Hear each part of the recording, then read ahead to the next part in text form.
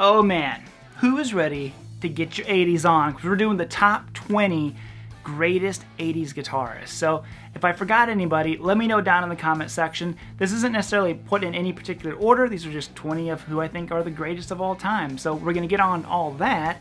And I am extremely proud to say that my brand new course, 80s Rock Guitar, is finally here. You guys know, those who know, I have talked about doing this course for years at this point. It's finally done. It is a massive course. It's on sale for Black Friday this week. We're going to talk about learning twin guitar, learning the 80s scale, creating riffs, chords of the 80s, all that kind of stuff. All the essential hair metal need-to-knows are all inside of the course. Like I said, it's on sale. We kind of bumped up the sale a little bit. Instead of doing 50%, we're doing 68% for Black Friday. So that's down below if you want to do that. It's a great way. Actually, it's the best way to support the channel. And yo, let's get into this top 20. So I do want to add real quick that I'm not going to have Eddie Van Halen on this list. Eddie's on every list ever, usually number 1, number 2, whatever it is. I was like, let's have someone else who's number 1 for once and not have the classic Eddie Van Halen, Jimi Hendrix thing. So here we go.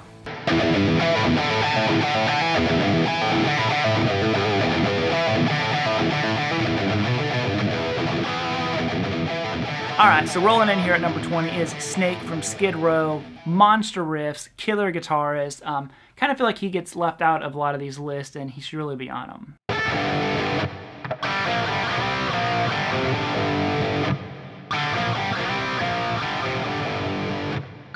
Number 19, Mr. Doug Aldridge, originally from Lion. My favorite stuff from Doug in the 80s is, of course, his album he did with Hurricane. Woo! Reign of Love. That has some of the best 80s stuff came out in the early 90s. So if you haven't heard that Hurricane album, check it out. Doug is absolutely on fire.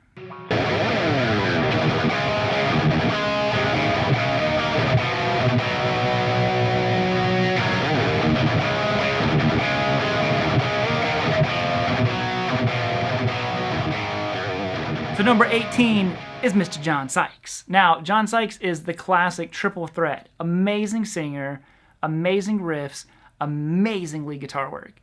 He was amazing. And like I said, this list is not in any particular order. It's just kind of a list of 80s guitarists. So, of course, you could check out his incredible stuff with Whitesnake and Blue Murder. He's done all kinds of stuff throughout the years. John Sykes, he could be number 1. And a lot of people's books he probably is.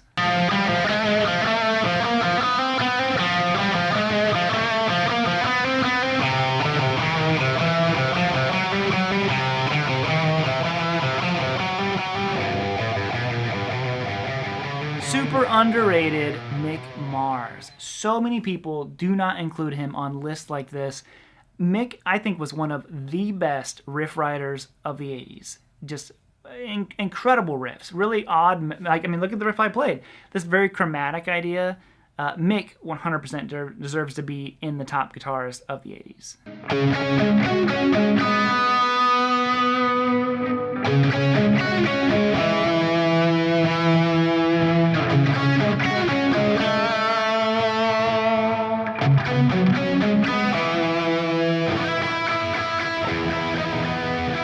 Kind of like a double threat here because we've got Phil Colin and Steve Clark.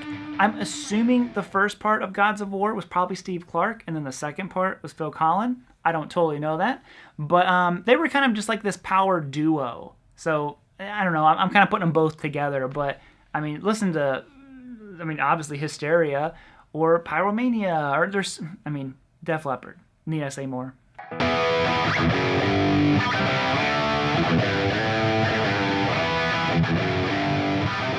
Another one that I feel like gets left out of a lot of these lists, and number 15 as well, is Mr. John Noram from Europe. John has some really, really cool riffs and solos. And he has that total like rock star vibe to him. I don't know, he's just cool. So Europe, just in general, I think is underrated because they get lumped into kind of like the more cheesy side of the 80s stuff. But man, John Noram, killer player.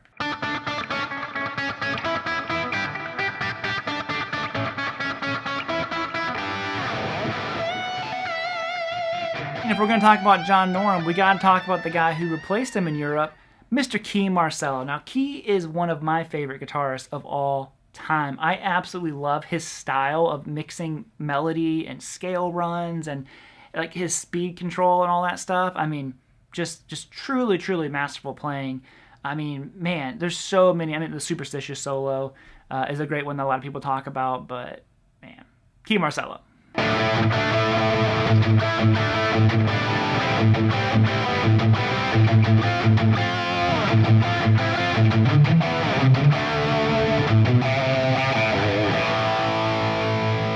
of my childhood kind of like just guitar heroes who I really, really just connected with his style, Reb Beach. Reb is another one of those guys who's just the complete package. Super melodic, incredible, like very complicated riffs. Like his riffs are not simple. Some of these guys, you know, have pretty basic power chord riffs.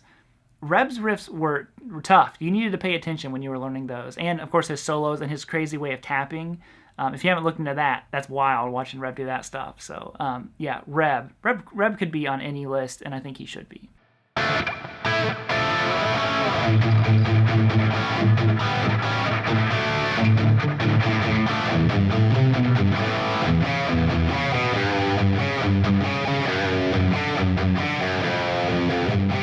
This is like a cult favorite of the 80s that I just feel like he has a lot of attention and yet doesn't get enough attention at the same time.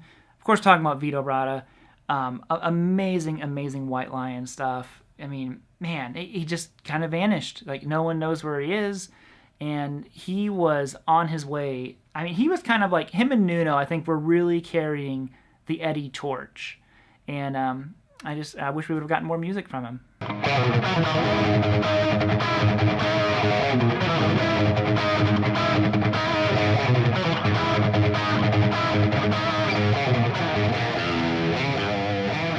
know who's going to be on here. He is one of the guys who kind of changed the way 80s guitar was played, Yngwie Malmsteen. You know, kind of I don't want to say the godfather of shred, but really, really like took shred to a whole nother level with his neoclassical style. And there's no denying Yngwie was one of the greatest guitarists of the 80s.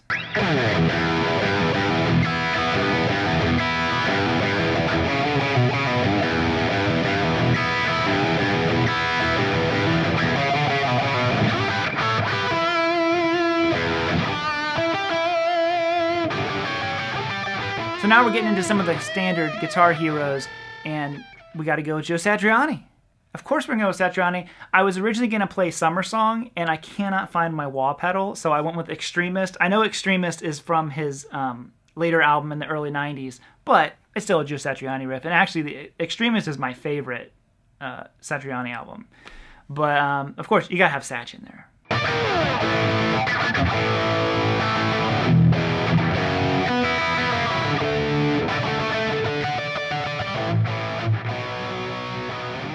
If you're going to talk about Satriani, going to talk about Yngwie, you know we got to talk about Steve Vai. Man, I love the Steve Vai stuff from the David Lee Roth era. Both those albums. And Hot Dog and Shake was always one of my favorite songs that he did. And, man, just, this could be just like living in paradise. There's so many cool things. Obviously, Steve Vai is a legend and a virtuoso and all that kind of stuff, but man, his 80s stuff was top notch.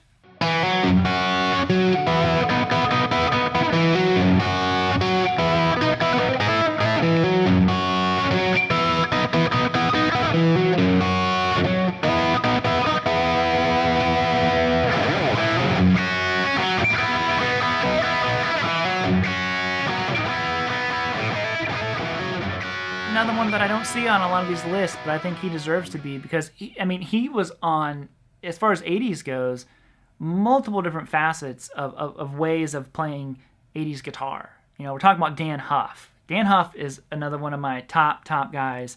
And, I mean, he had a very successful session career, but then he formed the band Giant. If you want grade A 80s rock and you don't know who Giant is, go buy both of their first albums. I think they have 3 albums. They are so good.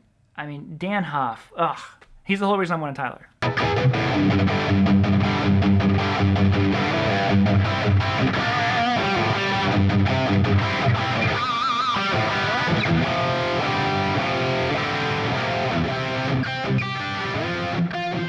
Number 6, probably one of the most influential guitarists on this list for me personally, is Mr. Paul Gilbert and Mr. Big. And man, his instructional videos, I remember I got those on DVD from Guitar Center, and I had never been more hooked on learning stuff than those Paul Gilbert videos. The presents, all like he made it so fun. And I'm like, oh, you can be like this like goofy nerdy guy and play guitar and and it's cool. So Paul Gilbert, killer riffs, obviously insane shred. You can go to Racer X stuff too, and man, he's just one of the best.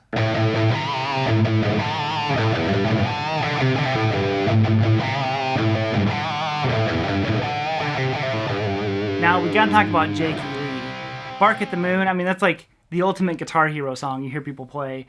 I always thought Jakey Lee had really cool style. He was more of like that. He had that gritty kind of rock and roll edge to his playing, which I always liked. And it wasn't like the super like Yngwie-ish or anything like that. But man, Jakey Lee, he's got to be up there.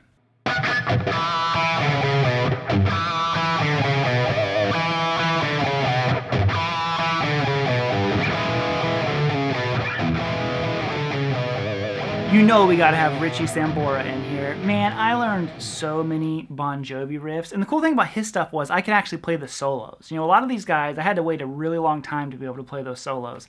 But you learn the Wanted Dead or Alive solo, you think you're the coolest guy in the world. At least I sure thought I did, or was. But man, Richie Sambora, killer riffs, He isn't your standard kind of classic shredder from the 80s, but I mean, that whole Slippery When Wet album, I listened to that thing front to back. Love is a social disease. It's just, man. John was on fire, and so was Richie.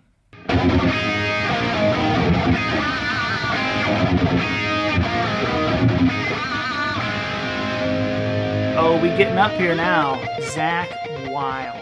Man, I remember the first time I heard Zack. It was the No More Tears solo. I'm like, is this the greatest solo I've ever heard in my life? I think it is. And then the coolest part was I could play some of it. The pentatonic lick, I was like amazed that he made it sound so big and powerful. And I learned, I'm like, that's all that it is? I can do this. And of course, you can't play it like Zack. Zack is his own thing. But very inspiring. And the fact that Zack can play with so much power and swagger, man, Zack's the man.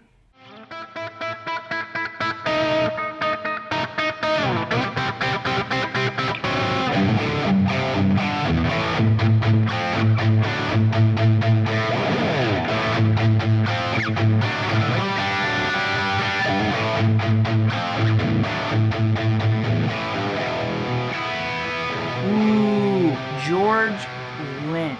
What a sound. There's another guy on here that we're going to get to. They had similar-ish sounds, but man, Lynch really did sound different from everybody else. And yet, he was like the quintessential 80s sound. Like his riffs were very, very 80s, like a lot of guys. And then he would solo, and you're like, oh, dude's on a whole nother level than a lot of these guys. Truly unique. In the 80s, he really stood out. Of so many kind of like copy and paste players that were back there, I feel like everyone on this list really had like a unique voice, which was probably hard to do back then because it was so saturated with guitarists. But dude, Lynch, whole nother level.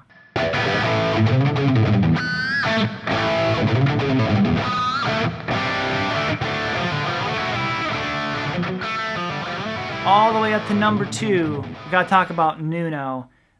Nuno is like a top 3, top 4 guitarist for me.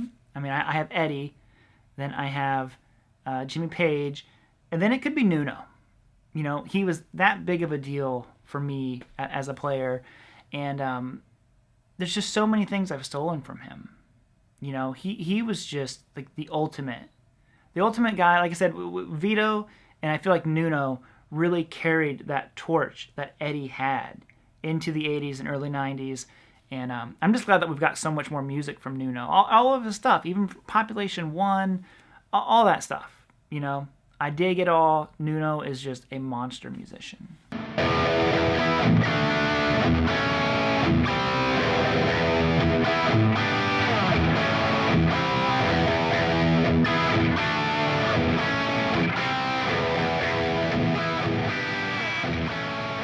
Now, number 1 is like I said, how Nuno could be like 3, 4. This guy could be 3 or 4 in my list too, next to Eddie and Jimmy, of course. And I really feel like he does not get the attention that he deserves.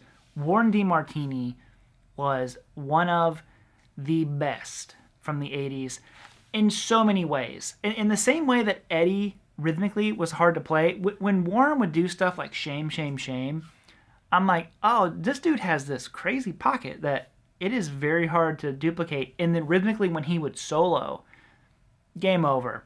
I've only ever heard Doug Rappaport play a Warren solo and be like, man, he like nails Warren's feel. Just mind-boggling good. Like, you hear it and you're like, it doesn't seem as crazy as what it is, and then you go to learn it and you're like, man, Warren Martini is insane. All right, gang, I think that will be it. Thank you all so much for tuning in. Like I said, let me know anybody who I forgot in this top 20 list, because there's so many incredible guitarists from the 80s. I know I left someone out. And then, like I said, maybe we'll do another one of these. So if you would, check out the course. I really do appreciate that. And, yo, I'm out of here in bluesy 80s style, but I'm not plugged in, so I'm just going to just pretend that you're here. There you go. Yeah, I'm sure that audio all synced up. All right, bye, guys.